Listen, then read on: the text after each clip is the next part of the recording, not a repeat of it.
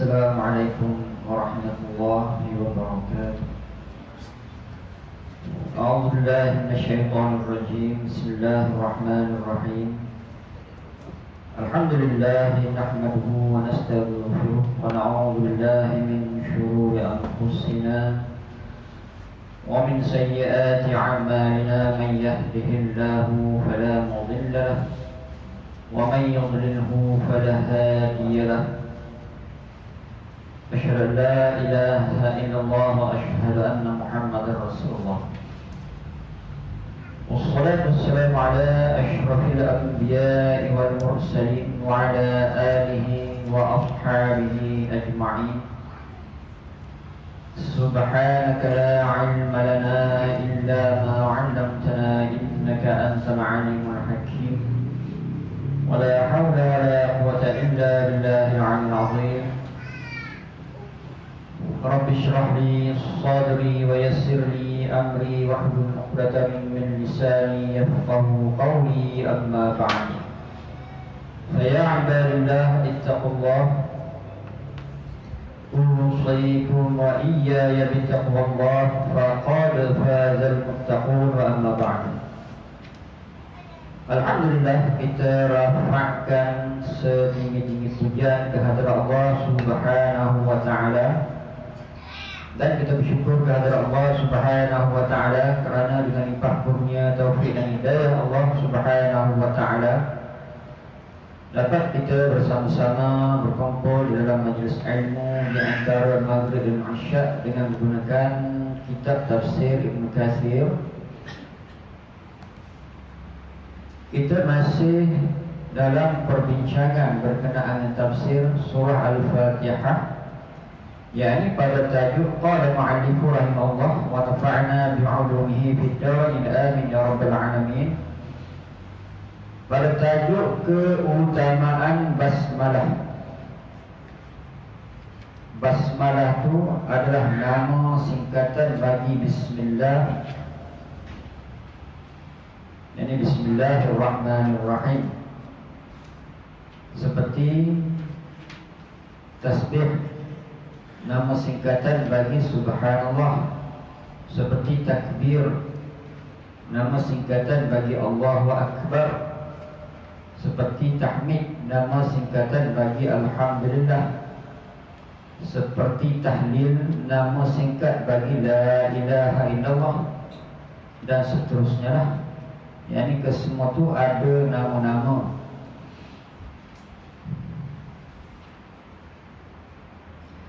Membaca basmalah disunatkan pada saat mengawali setiap pekerjaan dan ketika hendak masuk ke kamar kecil, yakni toilet, sebagaimana disebutkan dalam hadis. Yakni membaca bismillah ataupun basmalah yang disunatkan pada setiap kali untuk memulakan pekerjaan. Hatta kalau nak masuk ke toilet ataupun bilik air pun sunat dibacakan Bismillahirrahmanirrahim.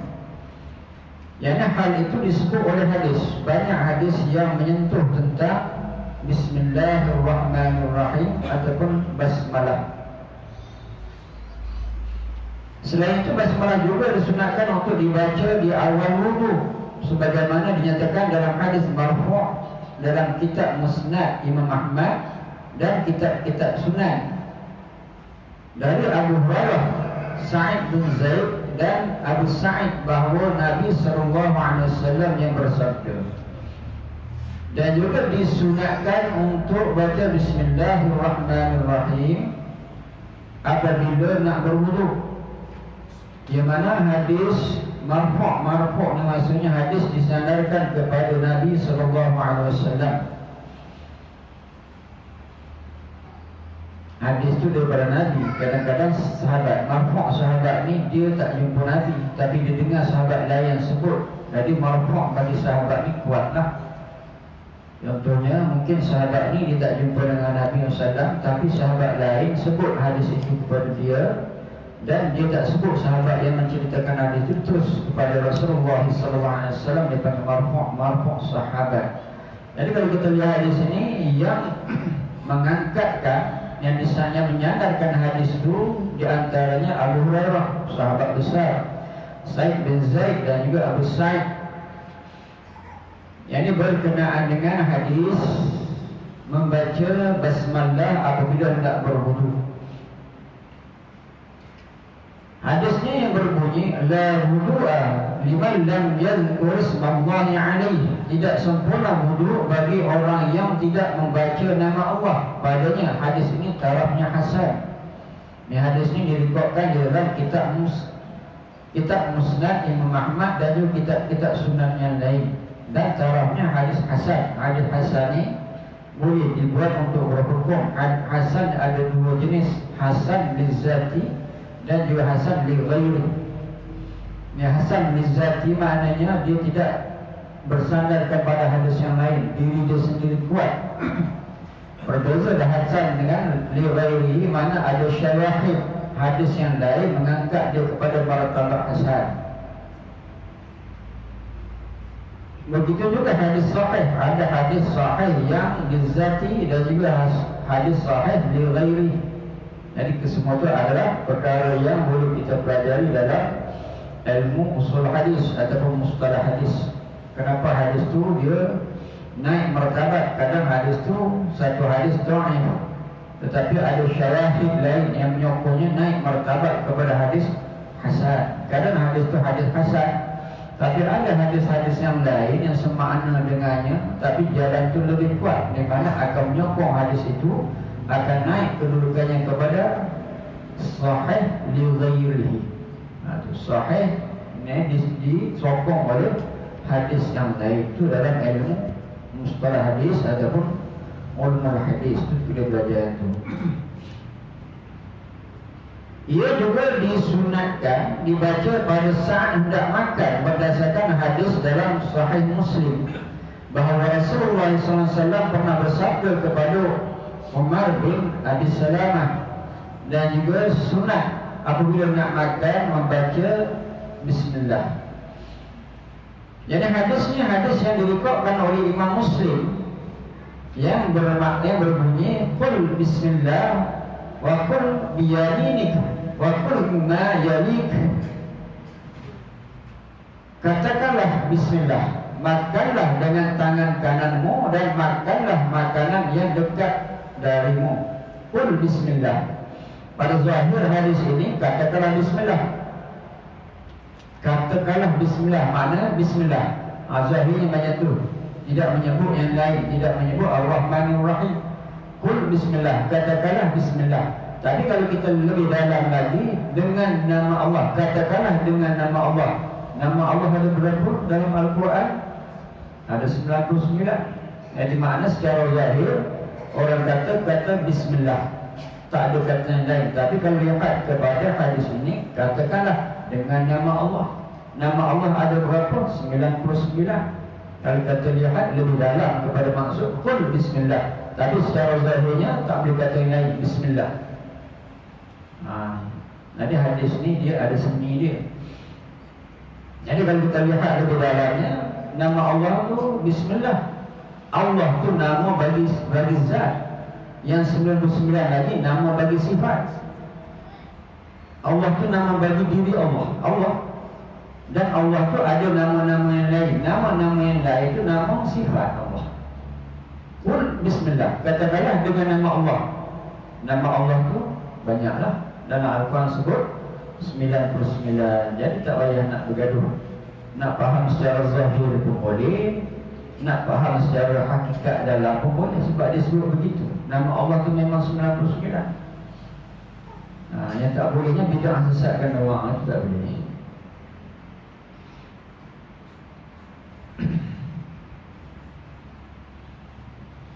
Wa qul biyaminik, makanlah dengan tangan kananmu. Wa qul mimma yalik, dan makanlah makanan yang dekat darimu. Ini hadis ini menyebut akan tata cara makan. Jadi makan itu sendiri termasuk di dalam agenda sunnah Rasulullah SAW. Ada disebut sunnah, sunnahnya ada sunnah perkataan, ada sunnah perbuatan, ada sunnah diam Rasulullah SAW, ini takririyah. sahabat buat, Nabi diam. Maknanya Nabi tak bantah. Itu adalah sunnah. Jadi kalau kita lihat di sini, etika nak makan je pertama sebut bismillah, sekurang-kurang bismillah. Lepas tu makan, dan yang keduanya makan dengan tangan kanan. Dan yang ketiganya makanlah, makan dekat darimu. Ambil yang dekat dulu dengan kita, barulah pergi ya jauh-jauh. Lebih-lebih lagi orang Arab dia tak banyak lauk. Dia satu lauk ataupun dua lauk saja. Kita ni banyak lauk. Kadang 5-6 lauk depan kita, kanan kita, kiri kita, banyak lauk. Jadi utamanya ambil yang depan berdasarkan kepada zahir hadis. Mana cuik dululah yang depan kita. Itu begitu. Kalau depan kita tu sampai belajar, cuik sikit. Tidaklah semestinya sampai belajar sampai habis. Sebab makanan orang Melayu kita ni kadang 5-6 jenis. Ada sambal belacan, ada ulam, ada gulai yang kering, yang macam-macam lagi. 5-6 jenis kadang. Kena anak-anak balik macam-macam lagi. Jadi macam-macam. Kebetulan depan kita sambal belacan, tidaklah bermaksud sambal belacan sampai habis. Sebab zahir hadis ni, wakul mimma yalik, dan makanlah makan dekat darimu. Maknanya cuik dan dekat dulu, lepas tu ambillah yang jauh. Sebab dia nak mengajar adab kepada kita. Adab ni penting, sebab takut nampak gelojoh sangat. Yang sedap tu jauh daripada kita. Jadi kita ni sampai merangkak nak pergi yang jauh, jadi tidak cantik. Itu bukan adab. Nak makan nampak macam gelojoh. Pelan-pelan. Yang jauh tu minta orang hantarkan kepada kita. Tidaklah kita ni sampai meniara atas laut nak ambil yang jauh. Jadi betul perangainya. Meski demikian, di antara ulama ada yang mewajibkannya. Walaupun segitu, ada ulama yang melihat kepada zahirnya, zahir surahan wajib, bismillah tu wajib. Tapi bukan semua ulama lah. Ada sebahagian ulama, maknanya majoriti ulama ataupun jumhur ulama mengatakan memulakan bismillah untuk setiap perbuatan itu adalah sunnah. Disunnahkan pula membacanya ketika hendak berjima, yakni melakukan hubungan badan. Berdasarkan hadis dalam kitab Sahih Bukhari dan Sahih Muslim daripada Ibn Abbas radhiyallahu anhu bahawa Rasulullah SAW bersabda, jika seseorang di antara kalian, yang kita hendak mencampuri istrinya, membaca, begitu juga apabila nak bersama dengan isteri, nah ni baca juga bismillah. Di antara bacaannya, hadis ini hadis yang diriwayatkan oleh Imam Bukhari dalam kitab sahihnya dan juga Imam Muslim dalam kitab sahihnya. Hadis riwayat Ibn Abbas, yakni bacaannya bismillah, Allahumma jannibna syaitan wa jannibi syaitan ma razaqtana. Dengan nama Allah, jauhkanlah kami dari syaitan dan jauhkanlah syaitan dari apa yang kau anugerahkan kepada kami. Jika Allah menakdirkan anak melalui hubungan keduanya, maka anak itu tidak akan diganggu syaitan selamanya. Dia punya kelebihan doa ini. Apabila seorang itu melakukan persetubuhan dengan istrinya, anda kata ditakdirkan benih itu benih yang melahirkan anak dengan izin Allah, di mana anak itu tidak akan diganggu oleh syaitan selamanya. Barakah daripada doa ini dengan nama Allah, bismillah. Jadi dengan nama Allah itu selesailah banyak perkara. Hampir semua akan selesai dengan Allah. Tak ada benda yang tak selesai dengan Allah, melainkan Allah Subhanahu wa taala menyelesaikan.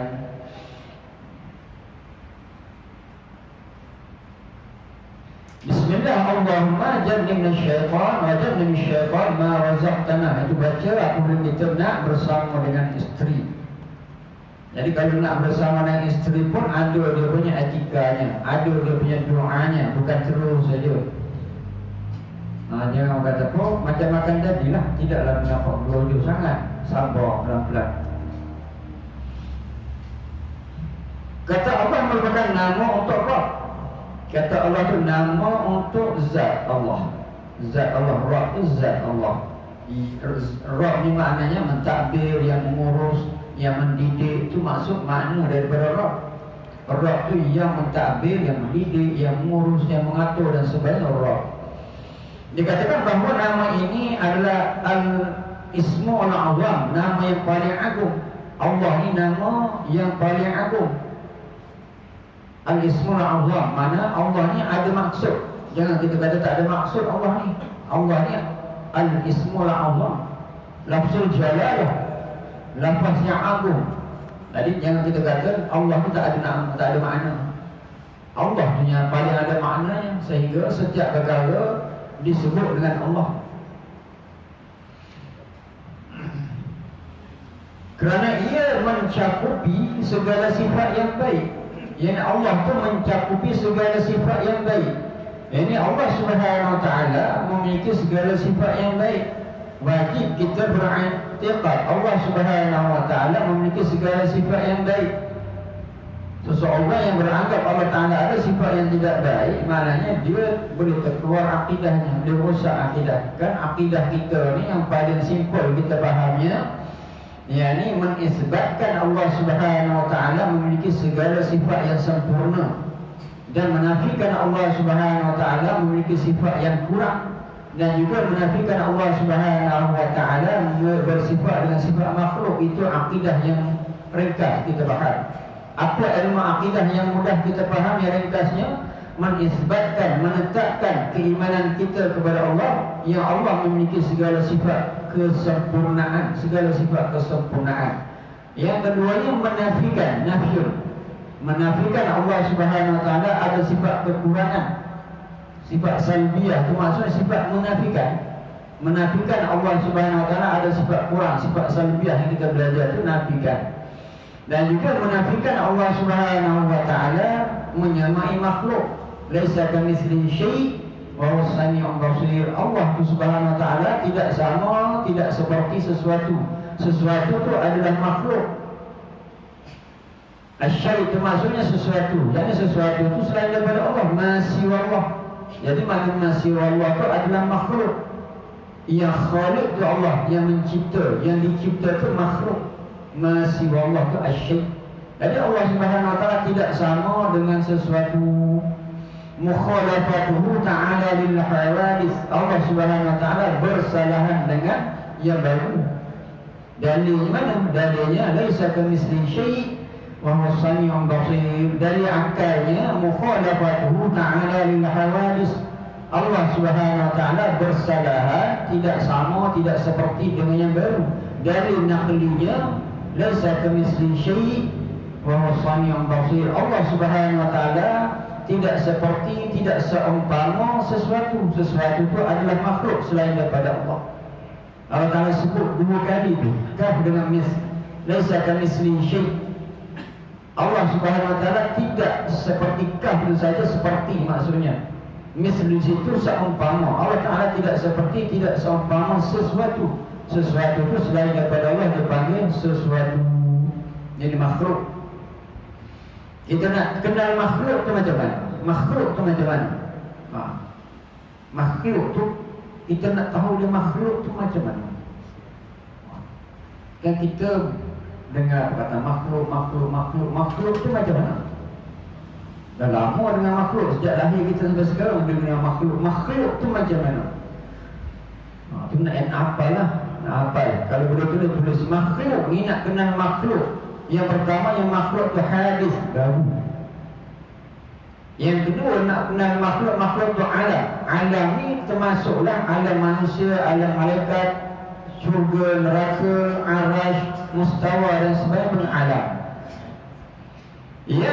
Yang ketiganya mungkin tu makhluk. Mana makhluk ni boleh jadi ada dan boleh jadi tidak ada. Yang keempatnya kainat, yang dijadikan, tu masuk makhluk. Nak kenal makhluk secara umumnya dia empat tu. Yang pertama hadis, baru. Tak kira lah arash ke, syurga, neraka, mustawa dan sebagainya, makhluk baru, semua baru. Yang qadirnya Allah, yang lain itu semua baru. Dan makhluk yang keduanya alam. Alam ni itulah semua selain daripada Allah tu alam. Yang ketiganya mungkin boleh jadi ada, boleh jadi tidak ada. 50-50. Contoh orang yang tidak ada cicit, dia nak ada cicit, itu mungkin boleh ada, mungkin boleh tiada. 50-50 mungkin.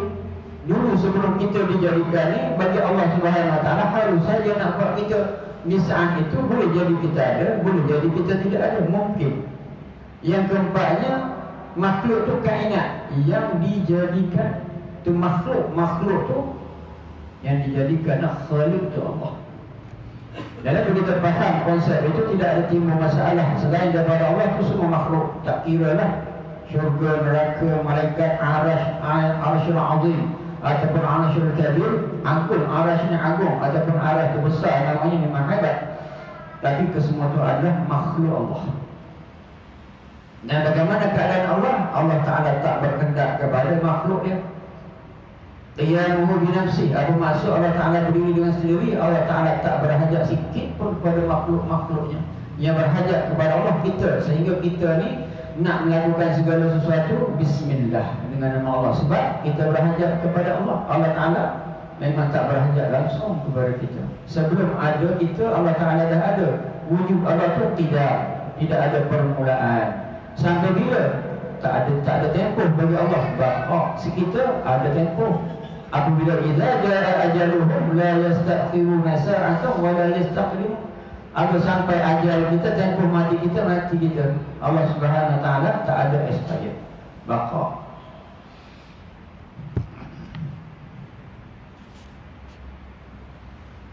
Sebagaimana firman Allah Ta'ala di ayat lain, Wallahu alladhi la ilaha illa hu. Wallahu alladhi la ilaha illa hu. Itu dia lah. Alimul ghaibi wasyahadah huwal rahmanur rahim. Yang bermaksud adalah Allah yang tiada ilah, yang berhak diibadahkan selain dia, yang mengetahui yang gaib dan nyata. Dialah yang maha pemurah lagi maha penyayang. Wallah, huwa itu dia. Dhamir gaib dia panggil. Dia Allah alladzi la ilaha illahu. Tidak ada ilah melainkan dia.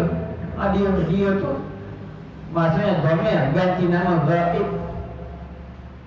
Alimul ghaibi wasyahadah, yang mengetahui yang gaib dan juga yang nyata. Huwa itu dhamir gaib. Yang ini ditujukan kepada Allah. Huwa ar-Rahman ar-Rahim. Dia Allah tu ar-Rahman ar-Rahim. Dia panggil nama bagi sifat.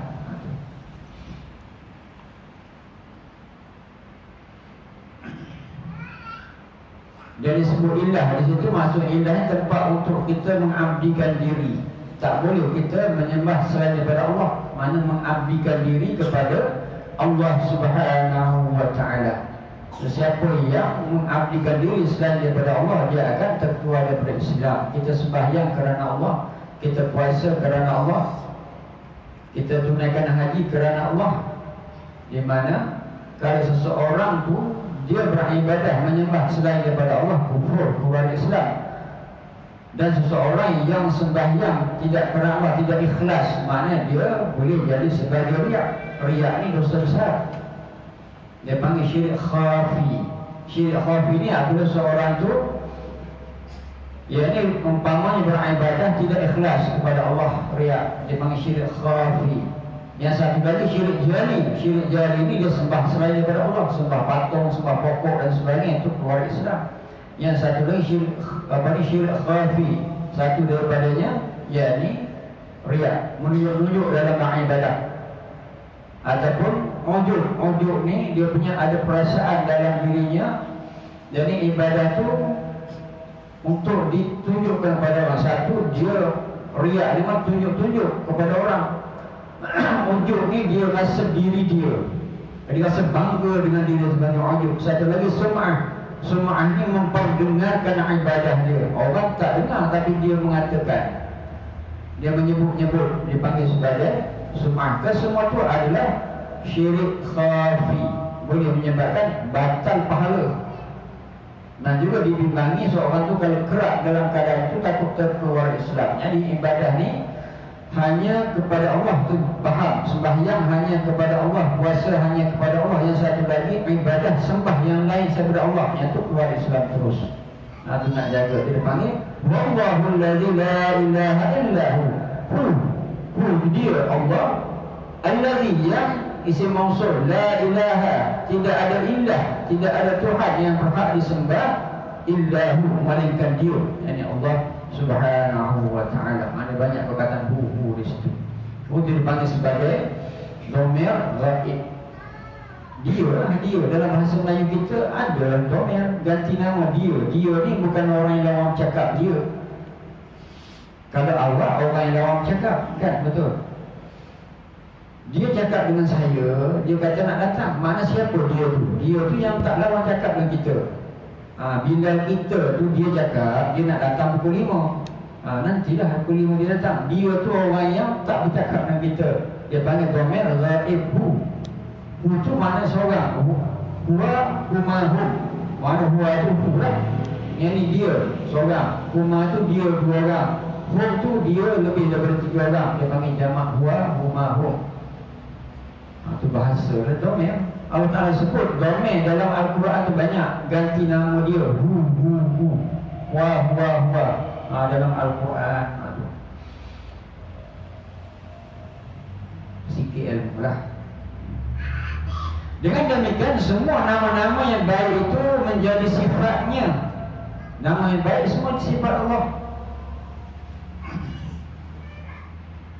Nanti orang kata yang orang manusia pun ada nama baik. Dia panggil itu sebagai ittihalu isnad majazi. Maknanya dia ada ikut cakap saja. Orang tu nama baik, tapi baik dia tu sebagai tumpang cakap saja. Yang baik hakikatnya Allah Subhanahu wa ta'ala. Orang tu nama begitu Abdul Rahman. Rahman tu banyak murah. Jadi murah tu dia sama tak dengan Allah? Tidak. Dia panggil isnad majazi. Maknanya dia pinjam cakap. Dia murah tidak semurah Allah Subhanahu wa ta'ala. Ittihalu duna makna. Ittihal lafzi duna makna. Yang cakap itu tidak membawa maksud makna yang sebenar. Kalau nak dinisbahkan kepada Allah, walaupun dia Ar-Rahman, itu kena tak Abdul Rahman, hamba kepada Ar-Rahman, bukan tak Rahman sahaja. Dengan demikian semua nama-nama yang baik itu menjadi sifatnya. Jadi semua tu nama yang baik itu sifat Allah Subhanahu wa ta'ala. Dalam kitab Sahih Bukhari dan Sahih Muslim diriwayatkan daripada Abu Hurairah radhiyallahu anhu bahawa Rasulullah bersabda radhiyallahu anhu, aduhu juga dia yang diradai. Hu tu kembali siapa? Hu ni kembali kepada Abu Hurairah radhiyallahu anhu. Kalau orang perempuan pula radhiyallahu anha, Aisyah radhiyallahu anha, dia yang diradai oleh Allah. Dia tu tu perempuan sebab Aisyah. Kalau Abu Hurairah dia tu laki-laki radhiyallahu anha. Kalau huma tu dua, contohnya Ibnu Abbas radhiyallahu anhuma. Yani Ibnu Abbas, Abdullah bin Abbas tu dua-dua tu diradai oleh Allah. Kenapa dua? Sebab sahabat Abdul Abbas, Abdullah bin Abbas. Abdullah dia sahabat Nabi. Bapa dia adalah Abbas. Abbas tu bapa saudara Nabi. Di Islam dua-duanya dia panggil huma. Ibnu Abbas radhiyallahu anhuma. Ibnu Abbas tu nama dia Abdullah bin Abbas. Dua-dua tu radhiyallahu anhuma. Huma tu maksudnya dua. Ganti nama dia dua orang. Pening, jangan pening sikit aja. Itu dia panggil dhamir ghaib. Wa huma hum, hiya huma hunna. Wa huma hum tu laki-laki. Kalau perempuan, hiya huma hunna. Dia perempuan, dia orang perempuan, hunna mereka perempuan. Kalau laki-laki, huwa tu laki-laki seorang, huma tu laki-laki seorang. Hum maksudnya laki-laki ramai. Cuma huma tu laki-laki dan perempuan akan guna huma juga kalau dua orang. Dia tak ubah yang tu. Kalau seorang, iya perempuan. Kalau laki-laki, huwa. Kalau perempuan lebih daripada dua orang, jamak dia panggil hunna. Nun ada satu. hunna. Tuntutan dalam baca Al-Quran kalau ada nun saja kena hun, kena nun, kena tekan sebab dia dua nun tu menunjukkan ramai. Jangan hun gitu saja, kena hun kalau kita wakaf. Itu jangan kita tinggalkan tu sebab dia ada makna.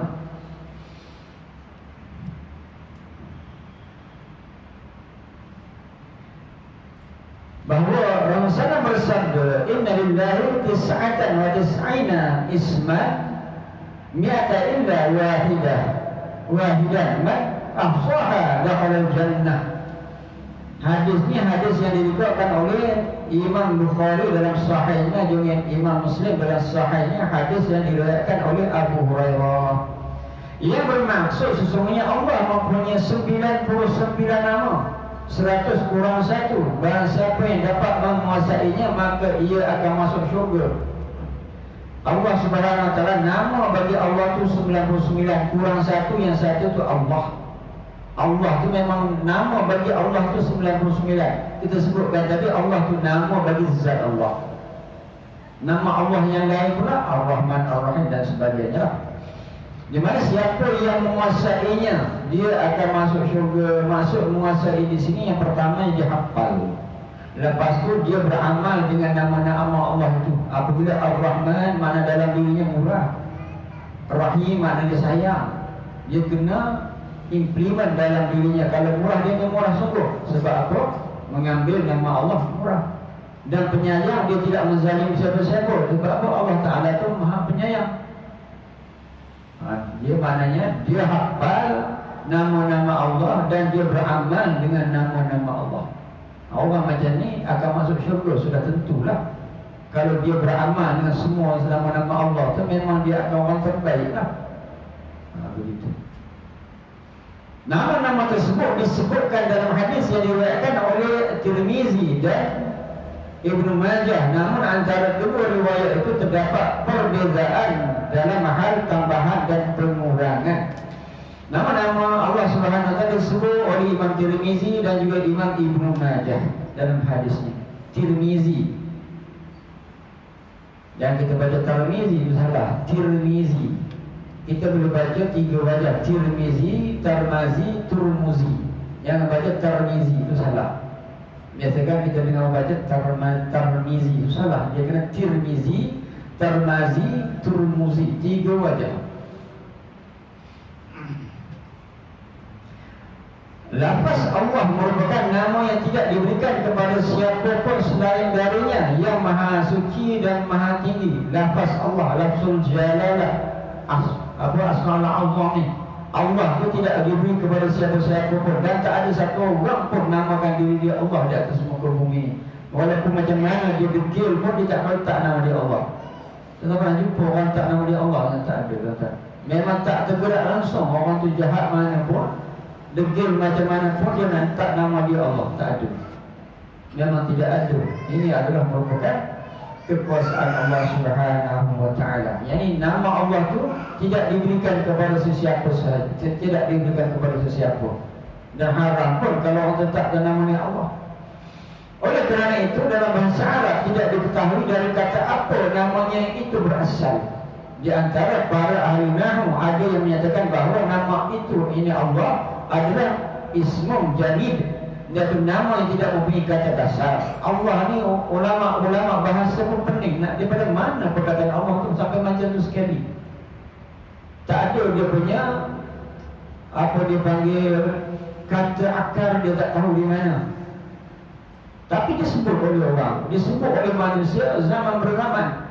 Ribuan tahun semenjak ada manusia, sebelum Islam muncul di tanah Arab pun dah ada orang sebut Allah. Muncul daripada mana? Ulama bangsa pun tak boleh nak fikir mana datangnya. Tak ada kata akarnya. Dari mana ini adalah merupakan keagungan nama Allah Subhanahu wa taala. Dah ada zaman berzaman. Imam Al-Qurtubi mengutip hal itu daripada sejumlah ulama, di antaranya Imam Asy-Syafi'i, Al-Khatabi, Imam Al-Haramain, Imam Al-Ghazali dan lain-lainnya. Imam Al-Haramain adalah merupakan guru kepada Imam Al-Ghazali. Imam Al-Haramain maknanya imam dua tanah haram. Kalau zaman dia ni Mekah dan Madinah, kalau sebut nama dia memang tahu, memang dia amat alim lah. Dan dia adalah salah seorang daripada guru Imam Al-Ghazali.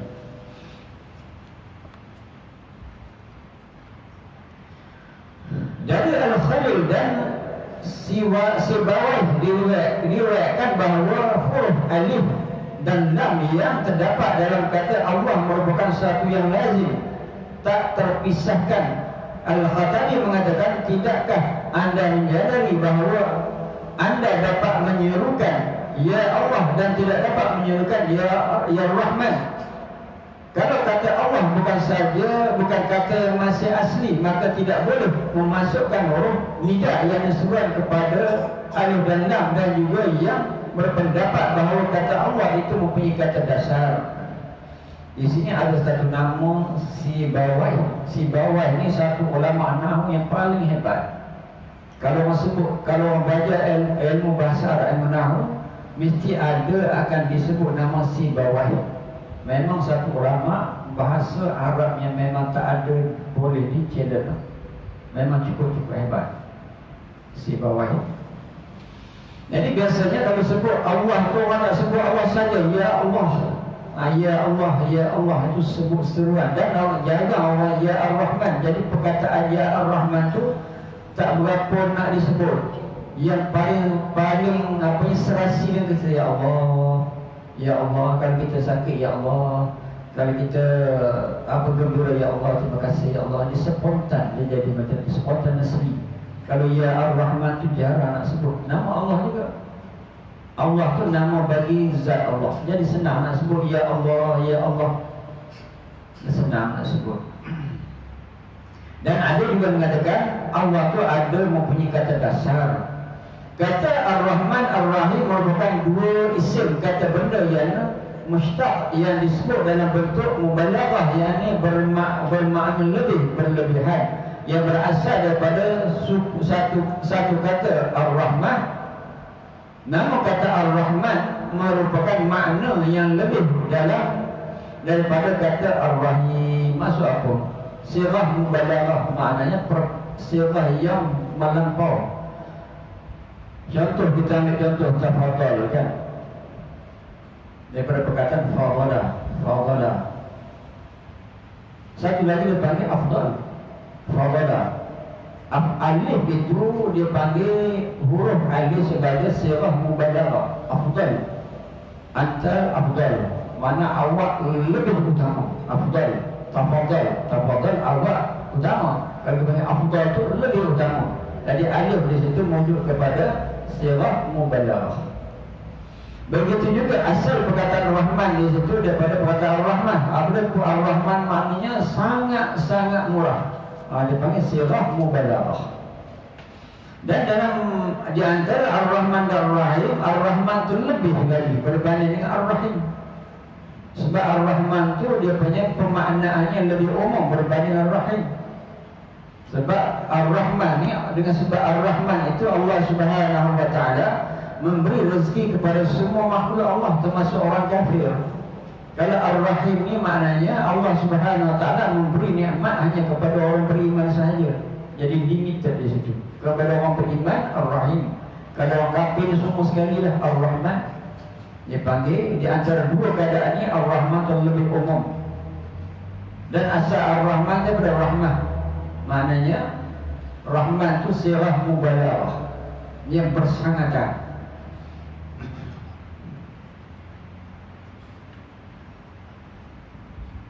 Dalam pernyataan Ibnu Jarir dapat difahami adanya kesepakatan ulama mengenai makna di atas. Hal itu juga disebutkan dalam sebagai penafsiran ulama salaf. Begitu jugalah ulama-ulama menafsirkan Ar-Rahman Ar-Rahim, yakni Ar-Rahman itu dalam bentuk sirah mubalaghah yang bersangatan asalnya pada Ar-Rahman.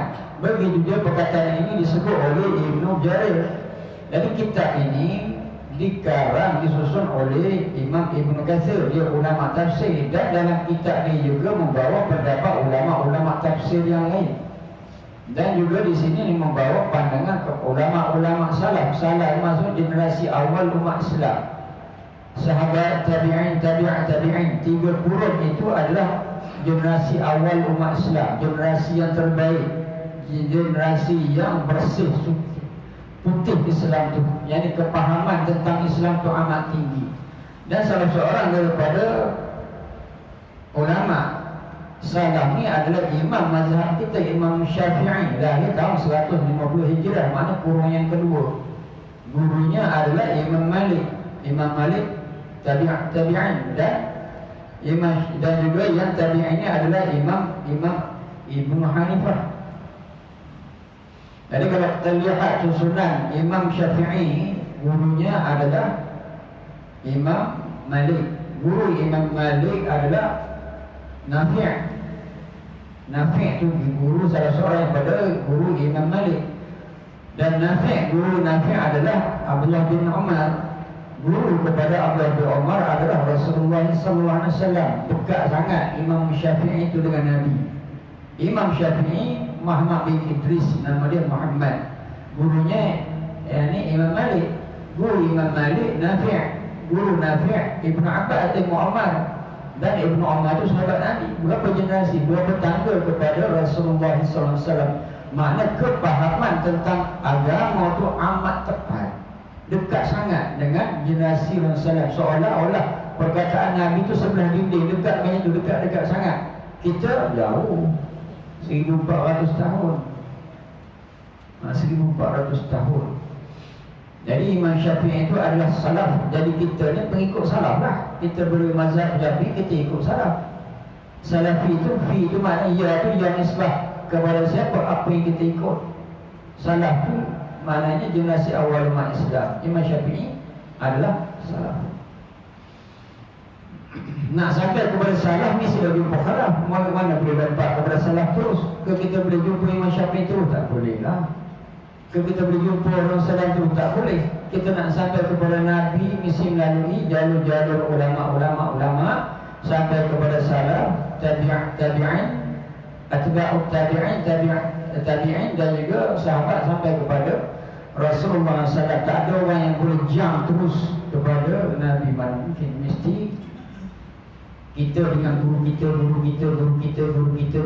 sampai kepada tabi'in sampai sahabat, sampai kepada Rasulullah SAW. Sebab agama itu bukan kita boleh terus faham kepada Rasulullah, mesti orangnya atas pada kita.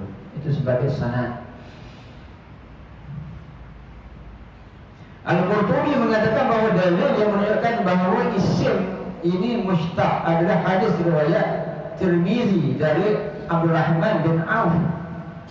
Abdul Rahman bin Auf ni antara 10 sahabat yang disebut namanya ahli syurga. Kalau kita ni semua orang nak masuk syurga lah, insya-Allah. Jadi kita tengok contoh bagaimana 10 sahabat ini beramal dalam hidupnya. Abdul Rahman bin Auf. Jadi dia ni berhijrah, dia asal orang kaya Makkah. Tapi kerana cinta kepada Allah Rasul, dia berhijrah sehingga dia tak bawa apa-apa pun. Dia hanya bawa sedikit bekal dengan kenderaannya, hartanya di Mekah. Tak boleh nak bawa apa, maknanya jatuh miskin lah. Dia tak ada harta, asal orang kaya. Dia businessman. Jadi kerana cinta pada Allah Rasul, berhijrah di Madinah lah. Sebab dia memang dia pandai berniaga. Di Madinah dia berniaga jadi orang kaya. Tapi kekayaan dia itu tidak menghalang dia daripada menjadi insan yang dekat kepada Allah Subhanahu wa Ta'ala. Berbeza dengan Qarun. Qarun itu dia miskin, dia dekat dengan Nabi Musa AS. Dan diriwayatkan dia adalah keluarga ataupun karabah Nabi Musa AS. Dia adalah Bani Israel. Tapi dan asalnya dia sebagai seorang yang mahir dalam kitab Taurat, mahir, bacaannya pun sedap. Tapi apabila diberi kekayaan, dia pula jauh daripada Allah. Berbeza dengan Abdul Rahman bin Auf, dia dekat dengan Allah sehingga disebut namanya ahli syurga. Azan dulu.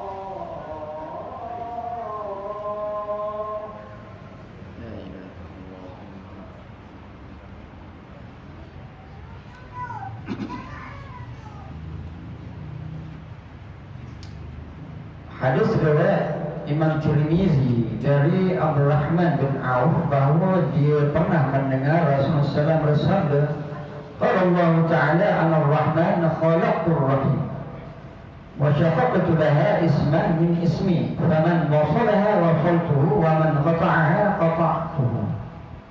Ia bermaksud Allah Ta'ala berfirman, qala Allah Ta'ala. Mana hadis ini? Hadis kursi. Kalau pattern namanya tu hadis kursi.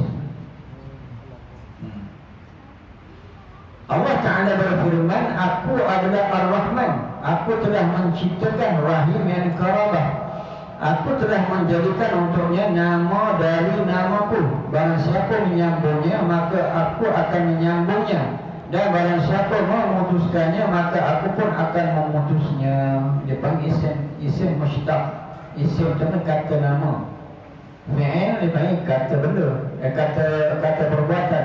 Isim itu kata nama atau kata benda. Kalau fi'il itu kata perbuatan, fi'il kan. Jadi masuk di sini ada sebut kata nama, mana tidak ada yang boleh merubahnya. Kata nama, nama itu tidak ada siapa yang boleh merubah, tidak jadi berubah. Berbeza dengan perbuatan. Isim fi'il dia boleh jadi banyak sikit. Itu dipanggil sebagai, kalau kita belajar apa ni, ada jamak taksir, ada jamak muzakkar salim, ada jamak muannas salim. Itu jamak dalam bentuk perbuatan. Tapi dalam bentuk nama ni dia kekal secara macam tu. Berbeza dengan fi'il, isim fi'il. Contoh di sini bagaimana Rasulullah menyebut, Allah Subhanahu Wa Taala berfirman, aku adalah Ar-Rahman, aku telah menciptakan rahim karabah, aku telah menjadikan untuknya nama dari namaku. Barang siapa menyambungnya, maka aku akan menyambungnya, dan barang siapa memutuskannya, maka aku pun akan memutusnya. Dalam hadis ini menyebut, aku mana kembali kepada Allah, Ar-Rahman, saya Ar-Rahman, kata Allah. Dan juga Ar-Rahim, nama Allah itu Ar-Rahman Ar-Rahim. Khalaqtu, saya telah membuat. Dipanggil fi'il madhi, past tense, benda yang lepas. Kalau yang tengah berlaku dipanggil fi'il mudhari', present tense. Dia panggil khalaqtu. Jadi beza di mana di depan tu menyertakan benda yang lepas. Khalaqtu, saya telah membuat, saya telah mencipta Ar-Rahim. Apa yang Allah Ta'ala cipta? Rahim. Rahim itu tempat isi kandung tu, tempat duduk bayi tu, rahim. Rahim. Kata Allah, khalaqtur rahim, aku telah mencipta rahim, itu tempat isi, tempat anak tu.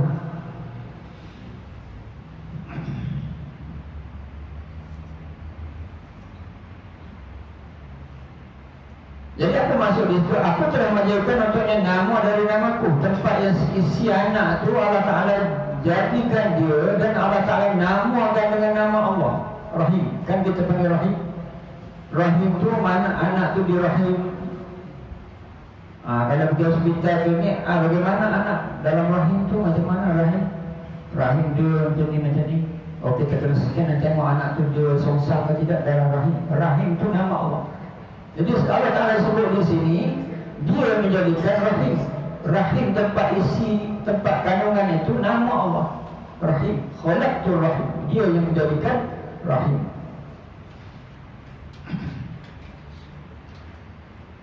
Aku telah menjadikan untuknya nama dari namaku. Barang siapa menyambungnya, maka aku akan menyambungnya. Min ismi, daripada namaku. Laha isman min ismi. Jadi rahim itu Allah Ta'ala akan jadinya dan Allah Ta'ala namakan daripada namanya. Faman wasalha, maka barang siapa yang menyambungnya, wasaltuhu, aku akan sambungnya.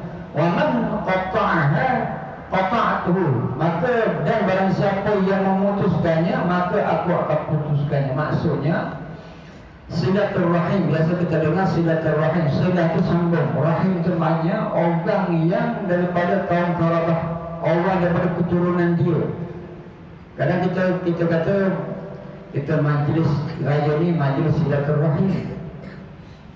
Jadi bagi kita ni tak ada masalah apa dah tu. Tapi kalau orang yang faham maksudnya, satu kampung berkeluarga dia silaturahim. Itu maksudnya.